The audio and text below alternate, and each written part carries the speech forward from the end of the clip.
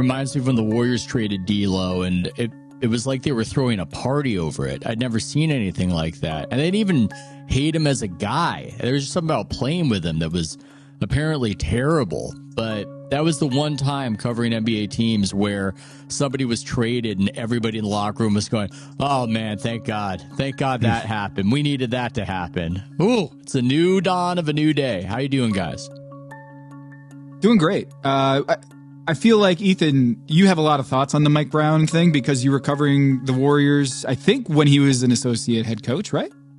Yes, I was. And indeed, when I got fired, Mike Brown, in a press conference, because he was taking over for an then alien Steve Kerr, stood up for me and said very kind things. And I felt guilty because I had not done the same, not that it matters. I felt, do I have some sort of obligation to now speak up? Because to be honest, given whatever it is I do these days, I don't watch many Sacramento Kings games. So I would have felt dishonest going, this is insane. He coached them so well. I would guess he did a good job, and this is unfair given the track record, but I just couldn't be dishonest like that. And I doubt anybody was looking to me for an appraisal and a defense of Mike Brown. But I felt bad. I was thinking about that over the past couple days, thinking, well, he did it for me. Shouldn't I do it for him? Shouldn't there be some reciprocity here? But apparently not. Maze, we got ourselves another honest podcaster. Yeah. Forthcoming podcaster here. I'm wondering if Radio Ethan from Concord, California has a take on Mike Brown. I wasn't even expecting that. I'm going to be like the old drunk in one of these action movies. I don't know who that is. That guy died a long time ago. Welcome back, Ethan. Officially welcome back. We've got lots to talk to you about. I especially enjoyed the email I got from ESPN that I got, the PR email just a few minutes ago, declaring that everything is up over at ESPN. Viewership update, NBA on ESPN platforms up 5% from last year. Most watched NBA Christmas in 5 years, up 87% from last Christmas. NBA Countdown audience, interesting note there, up 22% versus last season. Blah, blah, blah, blah. Countdown. Just everything is coming up roses over there. So, Ethan, even you, I think you wrote on House of Strauss that it was decent. Yeah. The ratings were decent in contrast to the NFL. When they're good, they're good. When they're good, they're good. A positive Ethan's ratings. Whoa! When they're good, when they're good, they're good. He calls a spade a spade. I mean, it is what it is. I did feel like decent was kind of a backhanded compliment. Okay, so how nerdy do you want to get about this whole thing? That's what I want to know. Super nerdy. Because let's get super nerdy. So nerdy. You want to get super nerdy because I think the NFL's takeover of Christmas is this bizarre story about almost just these strange. Basically, they changed the way that ratings were counted, and that inspired the NFL to rip away the NBA's most cherished regular season product. This is what has caused it, and I think that's been an underrated aspect of the story. The viewership is up. It's up on the one hand because the games were really good. On the other hand, it's because you had 3 NFL games last season, you had 2 NFL games this season, and they tried this weird experiment where one of them is on Netflix, which even if Netflix is going to say, hey, 1 billion people watched, we don't actually know if that's the case. And I suspect that fewer people tune in for a Netflix game than when it is on NBC or ABC, ESPN. So these are factors in it, but the NFL is going to continue to load the slate whenever it's a day on Christmas that really fits with them. Next year is going to be Thursday. And the reason for this is something called out-of-home viewing. Out-of-home viewing changed the game, and it screwed the NBA. The NBA. Why did it screw the NBA? What is it? Wait, first of all, define what out of home viewing is. Okay, so for so many years, the way that they would tell you how many people watched was based on television. How many TVs were watching, and they would extrapolate from there and give you an estimate, Nielsen would, of how many people watched. the Nielsen family was a thing, right? Nielsen would give these set-top boxes that they would give to a certain number of people. They were supposed to represent the larger population. So if X percent of these people were tuned into the Seinfeld finale, they would extrapolate that then 70 million people watched the finale of Seinfeld based on the percentage. Yes. Precisely, Amin. And so they would count home viewership, and that left a lot of TVs out of the system. Your hospitals, your airport bars, your sports bars. And as TV viewership started to dip, the broadcasters started to get really antsy and very frustrated that this stuff wasn't counted. And they continued to badger Nielsen and threaten that they would go with a different metric provider if they didn't change this immediately. So Nielsen said, finally, okay. We are going to count out of home viewership. This is going to be part of what we count.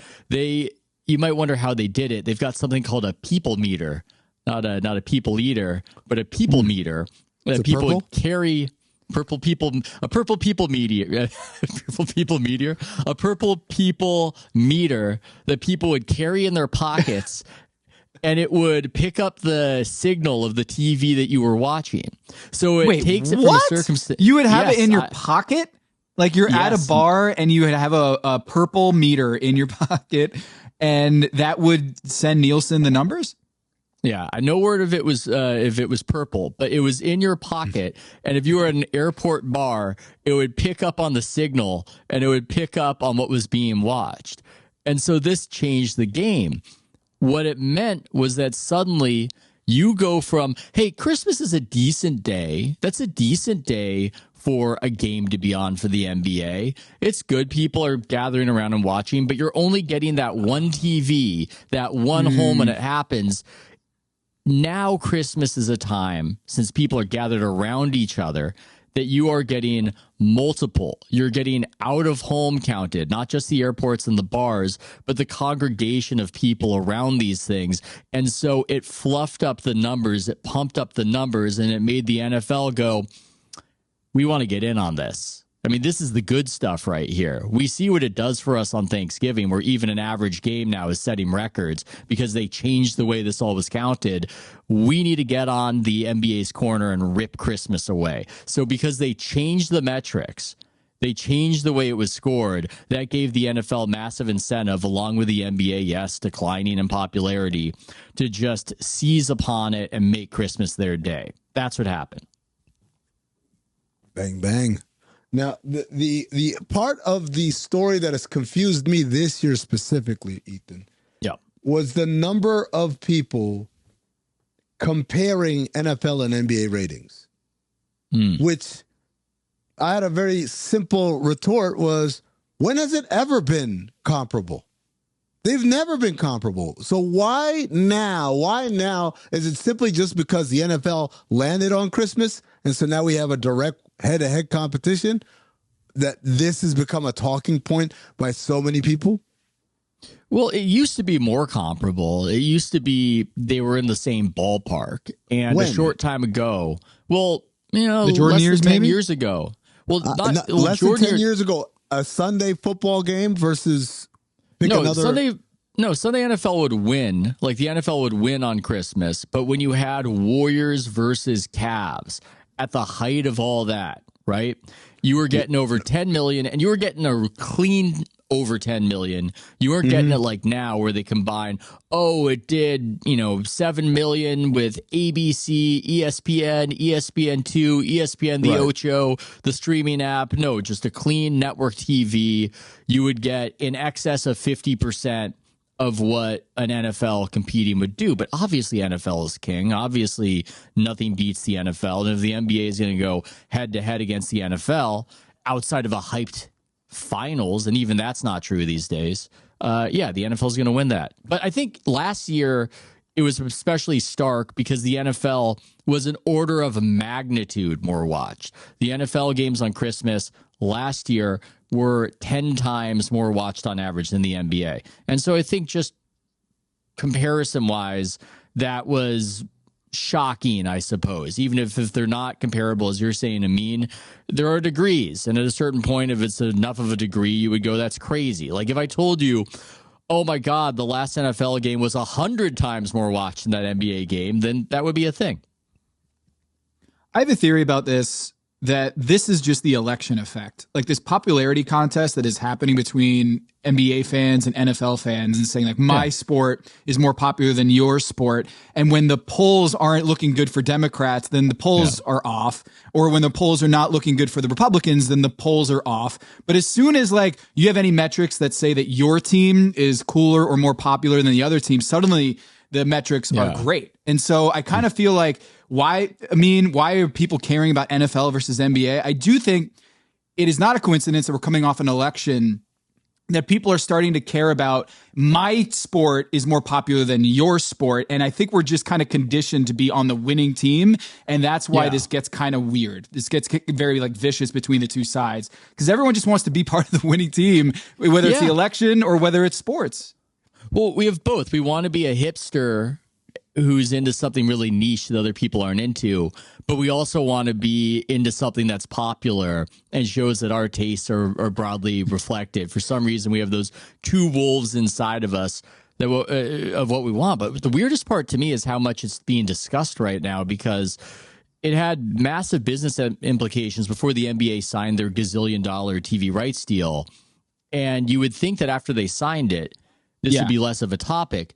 It's been the other way, because it's almost like it's liberated people who didn't want to piss the NBA off to start talking about it. And some of these people, some of these outlets who I think are dependent on the NBA doing well, they feel more liberty to speak on it, I believe, and they frame it as an NBA issue, but they're really talking about themselves. I mean, right now, the NBA is good money-wise, at least. I think they should care about their own popularity, because there's always the future, and it's good to succeed. But really, it's ESPN that gets it in the neck if the NBA tanks popularity-wise. They're the ones who have to make up the money. They're the ones who have to sell the advertising. So currently, NBA popularity is far more short-term an ESPN issue than it is an NBA issue. Only it's always being discussed and framed as though it's strictly an NBA issue. I did notice that the NBA account just retweeted the ratings stuff. And I was like, man, like the leagues are promoting this, like that they're placing value judgments on this so that we need to care, and they're posting it on their platforms, which I don't know if that's a good thing. It just shows that like how important it is for the leagues to not just win the ratings, but let people know that they're winning the ratings. Well, now they're trying to keep the broadcasters happy, because I don't think the broadcasters were very happy with the beginning of the season, what the numbers looked like. And they've got, it's a funny thing, because did they overpay for the NBA? I don't know how to answer that question. It's a very different question for, let's compare two broadcasters. ESPN, I think that's a legitimate question. That's a legitimate question, because Disney, ESPN, they're hemorrhaging money. So they're paying over $2 billion a year for those rights. And you could make an argument that you guys should just pocket that money and go with cheaper options that can fill your schedule. There's a worry that the carriage fees are going to go down and it's going to hurt more than it helps, but you could make that argument. But if I'm looking at Amazon, I mean, that's like a rounding error for them, what they spent on the NBA. And I frankly don't exactly know what they want to do with those rights, or how that's all part of Jeff Bezos's grand plan. So it's difficult for me to really make that judgment. I guess the point I'm making is I think ESPN is far more worried about the month-to-month NBA situation than Amazon is. It's weird, man. It's, I had this conversation with Dan Levitard about me rooting for Georgia Tech football. And I said to him, what's great about it? I said, I get to just be a dumb fan. I don't know anything. I don't even watch all their games. But we're going to kick your ass. And then they end up kicking, I talk all that shit, and then they end up doing the thing that I said they were going to do. It feels great. And it feels great, and you get drunk, and it's just like, somewhere that, it's not dead, but that fandom is dying. And part of it is the echo chamber, right? But I feel like, because I see it echoed literally everywhere. People talking about NBA ratings and then extrapolating that to because they shoot too many threes. And my first thing is like, and I think I had this conversation with you, Ethan, maybe 10 years ago. Why the fuck do you care about the ratings if you're a fan? I get from our perspective, this is very tied to our livelihood for it, right? I'll make an argument. For the standard fan, why the fuck do you care about the ratings? Well, okay, here's my rebuttal. Would you care about the World Cup the way you care about the World Cup if other people didn't care about the World Cup? Yes, but if it was just a little obscure tournament. Because I grew stadium half full. I'll give you a great example in that lane. I grew up watching the World Cup. I grew up this being an important thing, right? And so for me, it's always going to be important in a way that Champions League, when I was growing up, was not a big thing.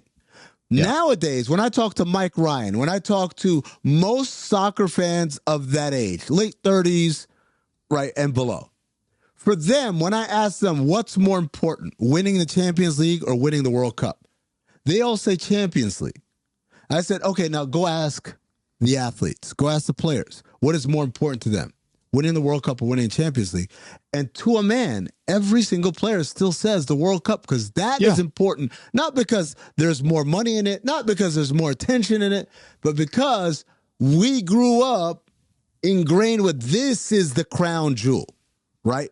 And in the same way, when you talk about basketball, and by the way, none of these are an either-or proposition. You can watch the Super Bowl, you can watch the World Series and NBA Finals and the Stanley Cup Finals, and they never fucking conflict. You can pay attention to all those things as much or as little as you want to. But the reality is, it being something ascribed value by likes and followers and ratings and all this is such a modern lens to view the value of things rather than just say, all right, but I like basketball, so I watch basketball games. I don't know if it's that modern. I mean, the way that we're chronicling it in the metrics you described, it can be construed as such, but I think it's the most natural thing in the world to want other people to like what you like, and especially if we're talking about sports, which is a shared experience. I think the World Cup, part of what makes it the World Cup isn't just that these teams are from around the world. It's that 1 billion people are watching the World Cup. Everyone stops. And everything stops. Yeah. Yeah. We're sharing a big experience. And that makes it then echo across time more so. It's all the same NBA championship, but an NBA championship from 1978 isn't as much part of the cultural conversation as a Magic Johnson NBA championship when the NBA started to hit critical mass and really become part of the mainstream conversation. Now, the weirdness with the numbers right now, I find that to be an interesting story. I call it the great TV veganing. I think it's so paradoxical. Veganing as in like vague, V-A-G. Yes, vague. Yes, not the other V-A-G word. Not the vagining, the veganing. When we grew up with worse technology, even when our parents grew up with worse technology, we're talking 1950s, 1960s, people had an accurate understanding of how popular things were, how popular the media. There are less things. And Nielsen told you. Nielsen told you. Nielsen told you, and that's how popular it was. That's how many millions of people watched, right? Must See TV on Thursday. I know how many millions of people watched this. We are in a strange epoch right now where often we don't even know. You know, we're having this conversation. How many people watch the games on Netflix? Well, Netflix told us a number, right? But I don't know. You don't know. It's good that we have 1 million people listening to this podcast. I just want to give a shout out to the 1 million downloads we get every week on this. Shout out to the million. Nielsen is no longer the lone arbiter. Everybody's got their streaming option. They can then perhaps lie about the streaming option. HBO said that over 16 million people were watching Euphoria on average. And look, I'm sure there are a lot of the kids out there. I can't get over your pronunciation of Euphoria. Euphoria. Euphoria. It's your boy Euphoria. Your boy Euphoria. Euphoria. It's not being watched by over 16 million people. That would be more than The Sopranos at its peak. Get out of here. Don't be ridiculous. Tell me a lie I can believe, please. But when that happened in HBO, little tinge of Radio Ethan there, by the way. Little tinge. Just give me Euphoria, right? Yep. Give me a lie. Concord, New Jersey, though, Tom. Yeah. Give me a lie I can believe, because that's not very believable. And yet when HBO released that data, all these publications like Variety said, Euphoria is being watched by over 16 million people. And so we're just in this fraudulent age right now with viewership. And I find it paradoxical that we have more modern methods of determining who's watching things than ever before. And it's just led to a circumstance where we don't even know. Sports, we pretty much do. But even then, they're finding ways to invent just BS inflation. And it's part of what we're trying to get.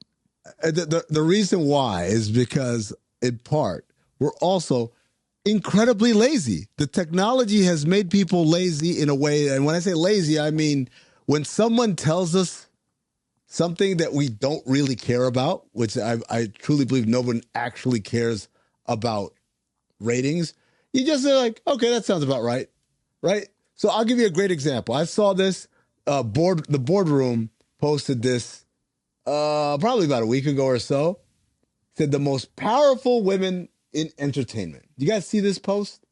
The most powerful women in entertainment. And I'm like, oh, okay, this should be a very interesting list of between women who are like creators, obviously, and then like execs, people behind the scenes. Amin's just got to accept that people do care about this, by the way. They will reveal if the news starts getting better, a lot of people are going to care. If 40 million people watch the NBA Finals. While Amin finds that, I think it is interesting that players are now talking about it. And I don't know, Ethan, how often you're seeing this, but like KD's talking about it.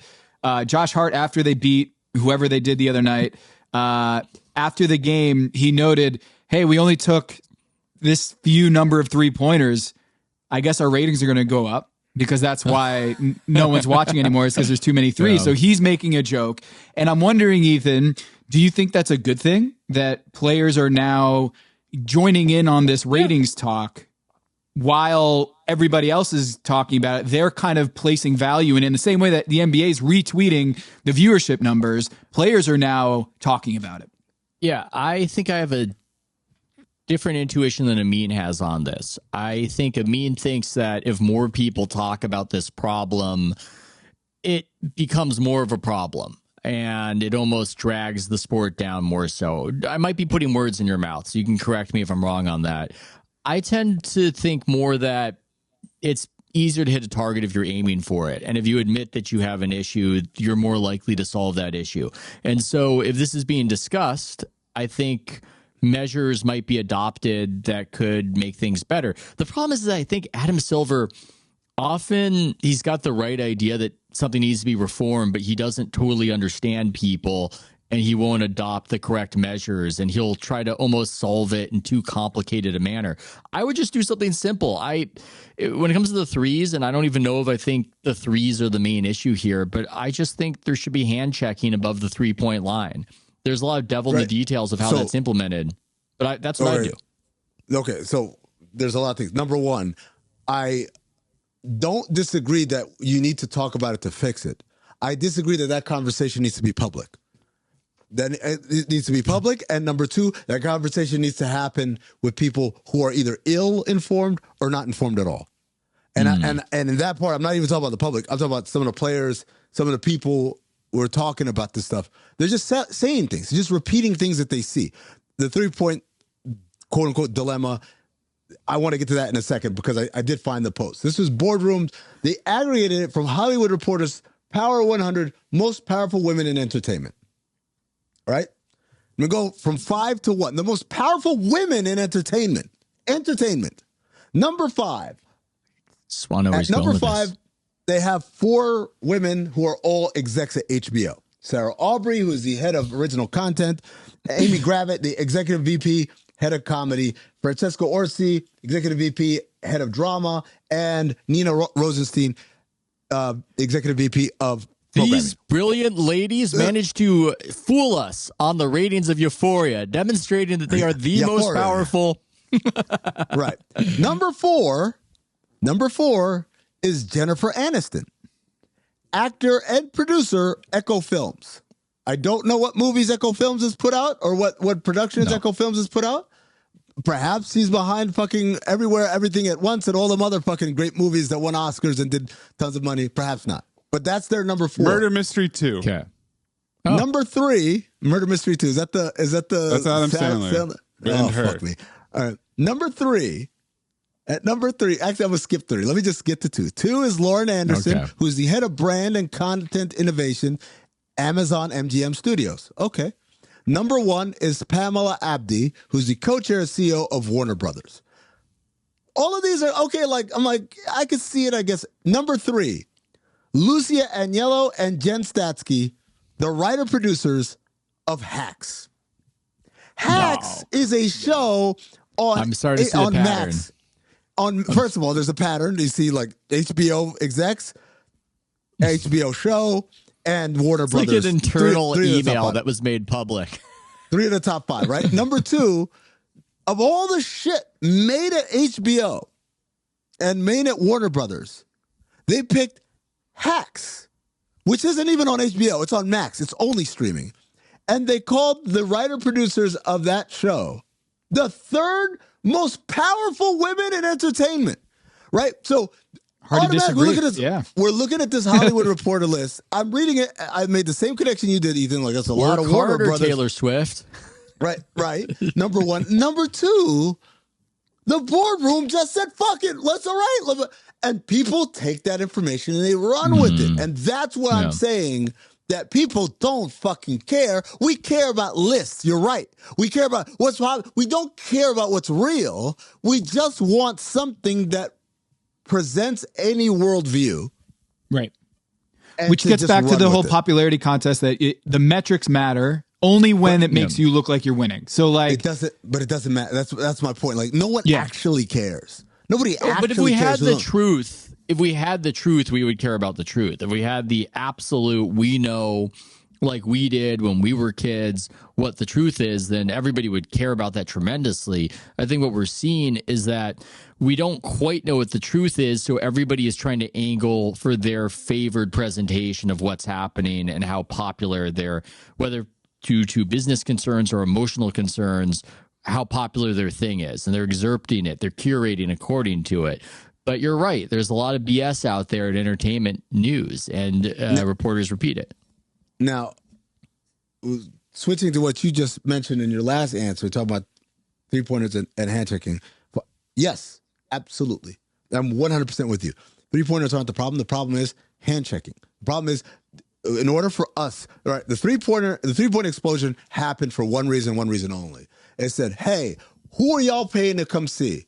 Steph Curry, LeBron James, Kevin, the stars. Okay. All these other guys who you didn't pay to see, I mean, they're right there, but like, it's okay. But I didn't pay to see Royce O'Neal. I didn't pay to see Dorian Finney-Smith. Get the fuck out of the way. Let these guys do their thing. How do you get the fuck out of the way? By spacing. That's what the 3-point explosion has done. It has taken away the Kurt Thomas baseline mid-range jumper. It's taken away the elbow pick and pop Tyrone Hill shot. And it's given those possessions to the people that we give a shit about. The problem is the lack of defense, the lack of resistance. In order for us to truly appreciate what's happening offensively, there has to be a measure of resistance. And that resistance is legislated out. And that's the reason. But going back to my echo chamber shit, one person says it on Twitter, another person says it, another. Next thing you know, fucking Charles Barkley and Stephen A. Smith are saying it on TV, and now it's propagated. It's because they shoot too many threes. What's your example? Charlotte versus Chicago in December. That's what represents our sport now. This is why I say these people don't fucking care. Well, they just repeat. Well, I think it's because it's a multi-factor issue. It is staggering. I know you're saying people shouldn't care, but the NBA having roughly half the audience it did a decade ago it didn't hurt them financially. They're making more money than ever, but culturally, that's a huge shift, and people want to know. I think it comes from people loving the NBA and wanting the NBA to be as popular as it was when they were kids. There's this different component where there are people who hate the NBA and want to hammer that home, but there are a lot of people of goodwill, good faith, who just want it to be what it was in the culture before. And there are a lot of reasons why it's not that anymore. And whatever reason, we've got that logical fallacy where we're always looking for that one neat trick. This is why. This is why. And no, it's a bunch. It's a blame pie, if you will. To me, what's so strange, I wrote about this, the NBA doesn't have the courage of its convictions to start promoting something that shifted that would make fans happy. They don't want to talk about it because it would almost undermine this idea that players should have maximal power. But I'm arguing that LeBronism, as I'm calling it, this idea that you're a mercenary and you pick your team and hop from situation to situation, that's really faded out. And the stars are sticking with their teams. And nobody in the league office is communicating to the public, look, I know you guys don't like it when there's load management. And when you go to a game in January, maybe your favorite superstar won't play. But what's more important, that or that they're going to be with that team 3 Januaries from now? Because that's what's been happening. Giannis staying, Luka staying, even Embiid, where it always looks like he has one foot out the door, has stayed. The next generation, after those elder millennials and your Kawhis, your Paul Georges, your everybody on the Clippers, after that, guys have stayed, and the league doesn't want to tell people this. People are still under this misapprehension, perhaps fans are, that the players are going to leave at the drop of a hat. And nobody's saying, hey, Adam Silver's not saying, hey, I fixed it. Guys are sticking around. Don't you like that? They're not even telling people about it. My theory is if the NBA had a fantasy basketball product that was compelling, their ratings would be so much bigger. NFL has a fantasy football product that my wife cares about, that like all my high school buddies, we're all watching the NFL on Sunday purely because of fantasy football. That's the only reason why they give a shit about the football season, is because of fantasy football. And the NBA's fantasy product just isn't there. It doesn't exist, which is compounded by the fact that load management and injuries in the NBA, the stars are not playing as much. And it's compounded by the game. There are too many games. The players aren't playing in every game. There's no fantasy product. And I don't think any of those things have to do with the 3-pointer. I think those 3 factors are way more important than 3-pointers. That's to piggyback on that, because nobody gives a shit that the NFL is a revolving door of jerseys and players, and nobody cares. The NFL, you want to talk about Saquon Barkley is playing for the Eagles. Yeah. Why? Like, the guy's clearly great. Like Derrick Henry, they're always somewhere else. Nobody cares about transients in the NFL. They would if it was the quarterbacks. They would hurt the sport if it was the quarterbacks. They get the main guy. They make the main guy stick around. But you were saying, I'm sorry. I just, I don't feel like it's, To me, I think that's a red herring. To say, it's because I don't know who's on what team. That's a red herring. I think ultimately the product comes down to, hey, how do I make this more entertaining? Here's an idea: resistance, right? It's the reason why the All-Star game sucks, right?